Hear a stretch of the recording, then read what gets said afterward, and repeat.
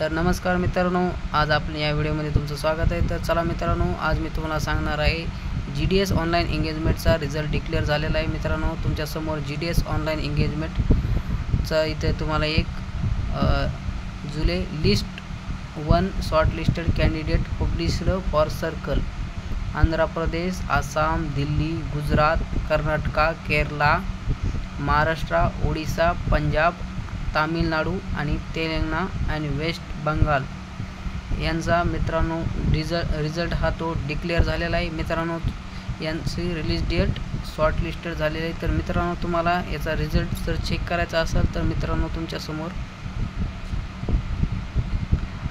हे GDSच्या वेबसाईटवरती जायचं आहे। मित्रांनो, तुम्हाला GDSच्या वेबसाईटवरती गेल्याच्यानंतर मित्रांनो तुम्हाला GDS ऑनलाईन एंगेजमेंटवरती क्लिक करायचं आहे। हे बघू शकता मित्रांनो, तुम्ही ह्या इथे तुम्हाला क्लिक करायचं आहे। GDS online engagement, new GDS online engagement schedule जुलै 2024 शॉर्टलिस्टेड कॅन्डिडेट याच्यावरती क्लिक केल्याच्यानंतर मित्रांनो तुमच्यासमोर एक PDF ओपन होऊन जाईल। हे बघू शकता, इथे तुम्हाला इथे दिलेलं आहे आंध्र प्रदेश, आसाम, दिल्ली, गुजरात एवढ्या ह्यांचा तुम्हाला रिझल्ट डिक्लेअर झालेला आहे। तर तुम्हाला याच्यावरती क्लिक करायचं आहे। महाराष्ट्रावरचा आपण बघू चेक करू शकतो आणि इथे तुम्हाला डाउनलोडवरती क्लिक करायचं आहे। डाउनलोडवरती क्लिक केल्याच्यानंतर मित्रांनो तुमच्यासमोर एक PDF ओपन होऊन जाईल। हे बघू शकता मित्रांनो, GDS ऑनलाईन एंगेजमेंट शेड्यूल जुलै 2024 महाराष्ट्र सर्कल लिस्ट फर्स्ट ही तुमच्यासमोर ओपन होऊन जाईल।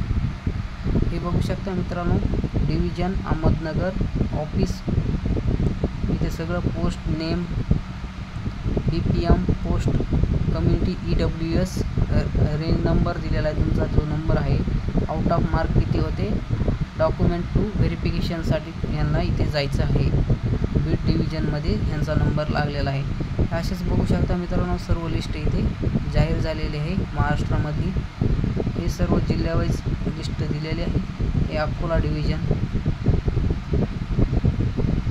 अमरावती डिव्हिजन हे बघू शकता 30% नुसार रिझल्ट लागलेला आहे। ST OBC इथे तुम्हाला इथे अमरावती डिव्हिजनला तुम्हाला जाऊन इथे डॉक्युमेंट सबमिट करायचे आहेत। हे बघू शकता सर्व लिस्ट, टोटल कॅन्डिडेट्स किती आहेत तुम्ही ह्या लिस्टमध्ये चेक करू शकता। तर धन्यवाद मित्रांनो, आपल्या चॅनलला जर तुम्ही नवीन आला असाल तर सबस्क्राईब करा आणि अशाच नवीन अपडेटसाठी आपल्या चॅनलला सबस्क्राईब करायला विसरू नका।